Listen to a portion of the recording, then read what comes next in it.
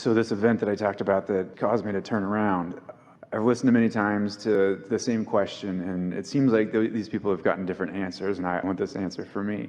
Yes, that's why the answers are different. Right. Right. It is a lover that left. And say again? It is a lover that left me, and somebody that I attracted in even one of the worst times of my life, and I don't understand how that happened, but in the best time of my life, I can't seem to get them back, and that's what I'm trying to get clarity. When we asked for clarification, because it wasn't clear to us if you had said a lover who left or love that left. And there's such a distinction, because if you want someone to love you and flow their love to you, and we know how good that feels, and we can understand why, if they're not doing that now, that wouldn't feel as good as it felt when they were doing it. But if you can remember that the reason that you feel the way you feel is for one reason only, is because of what you're broadcasting. What you are broadcasting or radiating or spewing has a relationship with what your inner being is doing at the same time about the same thing. So when it matters to you that you are loved, you can't control that, because people have different ideas about what they want. You heard our friend say she cut him loose. Yes. As she chose what felt better to her. If in order to feel good, you need them to be spewing that to you, you're always going to be in trouble over something, because you are not the object of attention to which everyone else is serving, you see. But when you realize that the way you feel is about what you're flowing, and so what you're really saying to us is, I miss this person who was an object of attention, who I could really flow a lot of love to. I miss having that object to flow love toward. So you're going to have to get creative. You're going to have to remember good times, but maybe that hurts too much. Or you're going to have to get busy doing other things, focus on other things that aren't about that subject. Or you're going to have to step back a little bit and think about so much that you still do love, get in the appreciation mode about different things.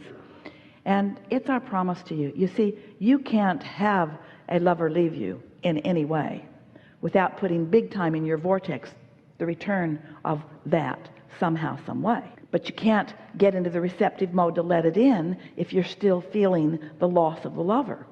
The loss of the lover caused you to create another, but you can't find that person if you're not in the receptive mode, and you can't be in the receptive mode if you're still feeling the loss of your lover. Sort of a vicious circle, isn't it? It is. And one thing I've learned to appreciate is what it's caused me to do with my life, to turn it around and learn the things that I'm learning and try to get back on that. And what if that person was never meant to be, it was never your intention, it was never meant to be the end of it all in terms of relationships? What if it was a step along the way to help you to get into alignment with who you really are, so that the next lover who comes is also predominantly in alignment? I was afraid you were going to say that. Well, it's easy for us to drop these breadcrumbs for you because we can see the whole story. In other words, we understand the whole thing. We know who you are, and we know where you're going, and we know it can be fun. But you've got to put yourself in the place where you can feel the fun and feel the ease and feel the joy in order to receive the good ideas and experience the good timing to have.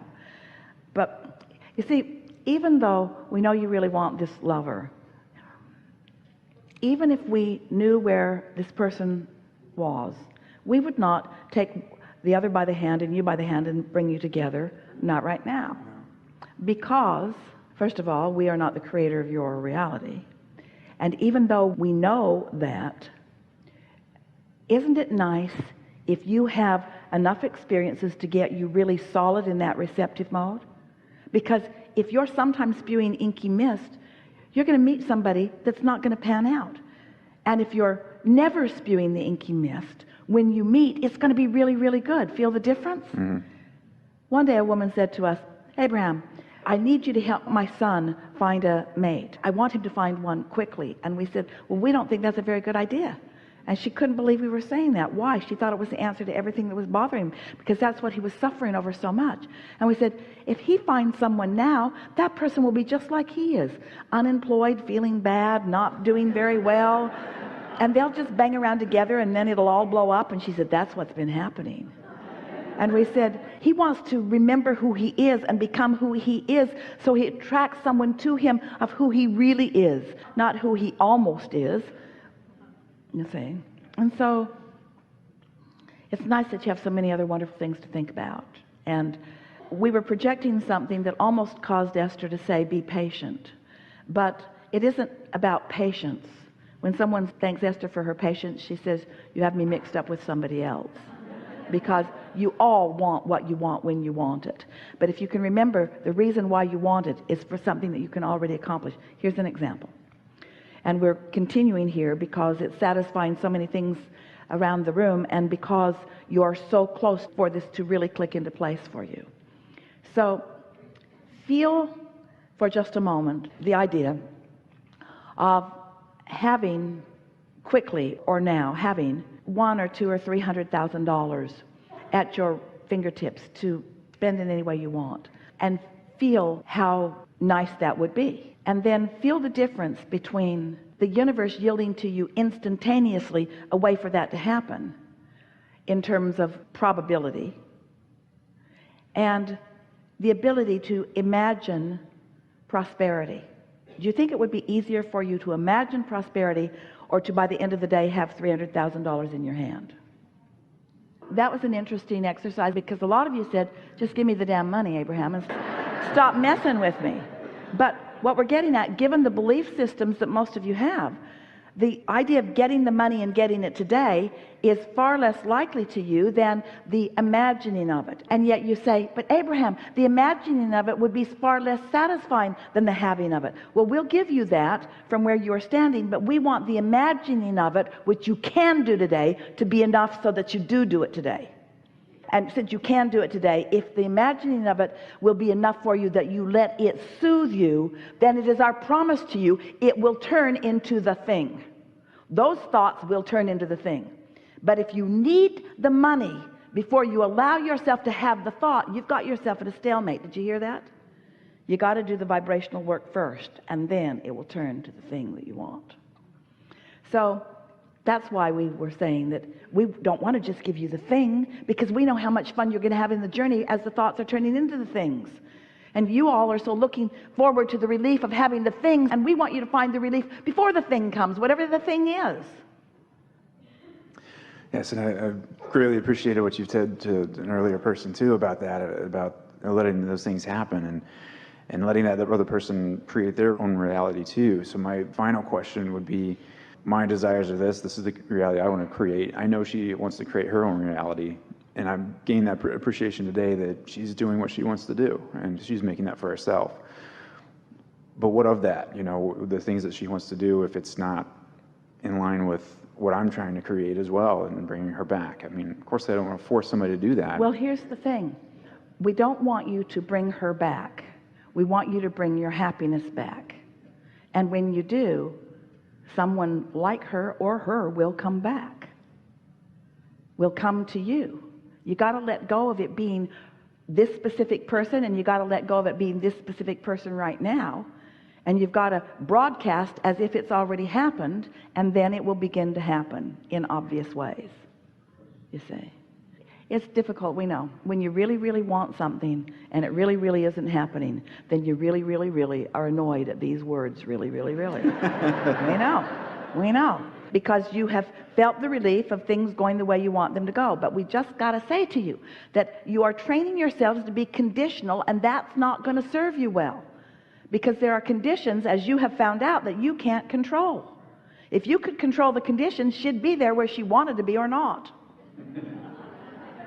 In some ways, if you could just get through to her.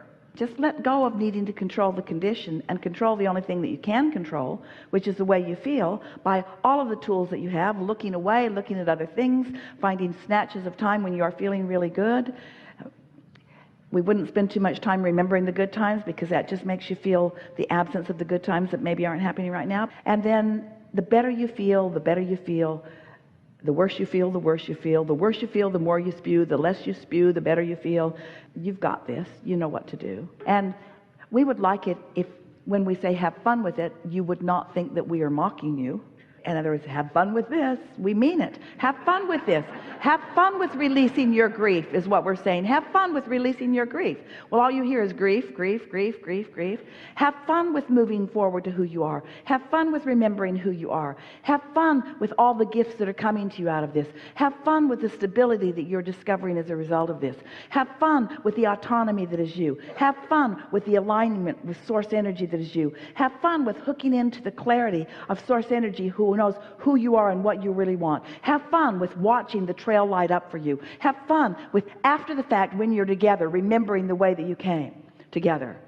Jerry and Esther told that story endlessly of the way that they came together and the number of ways that after the fact that they were together, they realized were also lined up for them to come together.